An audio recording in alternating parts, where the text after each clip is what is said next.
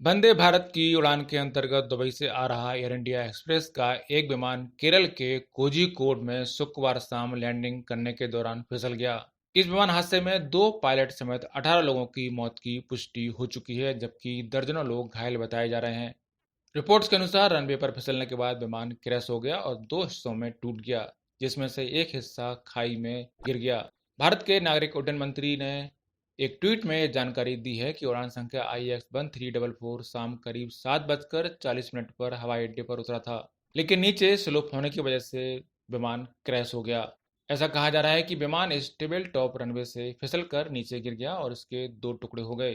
दरअसल कोझिकोड एयरपोर्ट भौगोलिक रूप से एक टेबल टॉप एयरपोर्ट है, मतलब हवाई अड्डे के इर्द गिर्द खाई है। इस कारण जब विमान रनवे पर फिसला तो खाई में जा गिरा।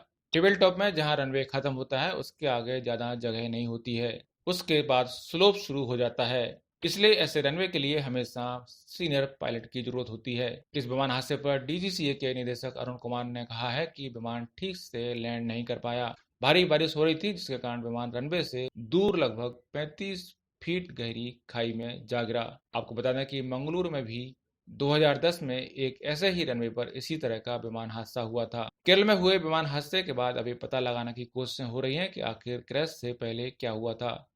ब्लैक बॉक्स से काफी हद तक जानकारी मिल जाएगी, लेकिन फिलहाल रियल टाइम ट्रैफिक से कुछ हद तक इस हादसे के बारे में जानकारी सामने आई है। लेकिन इतना साफ हो गया है कि पायलट ने एयरपोर्ट पर पानी के कारण खतरा भांप लिया था। प्राप्त जानकारी के मुताबिक पायलट ने पहली बार लैंडिंग करने से कुछ समय पहले उसे टाल दिया। बेशक पायलट को रनवे पर फैले पानी के चलते लैंडिंग में खतरा दिख रहा होगा।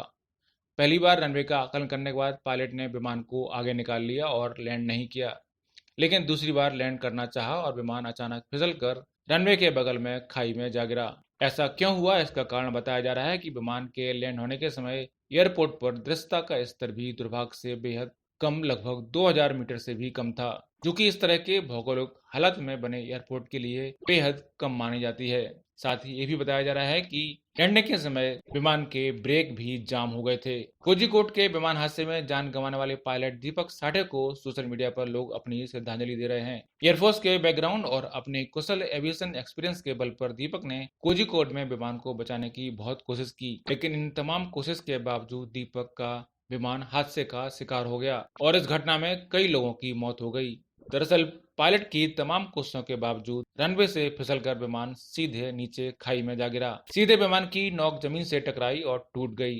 लेकिन गनीमत ये रही कि पायलट ने अनुभव और समझ का परिचय देते हुए विमान का इंजन बंद कर दिया था। इसलिए विमान फटा नहीं, वरना बड़ा हादसा हो सकता था और सभी जानें जा सकती थीं। फिलहाल मरने वालों में अधिकतर लोग वही हैं जो विमान में आगे की तरफ बैठे थे। यही वजह है कि विमान के दोनों पायलट भी मारे गए हैं। ब्यूरो रिपोर्ट, पत्रकार टीवी।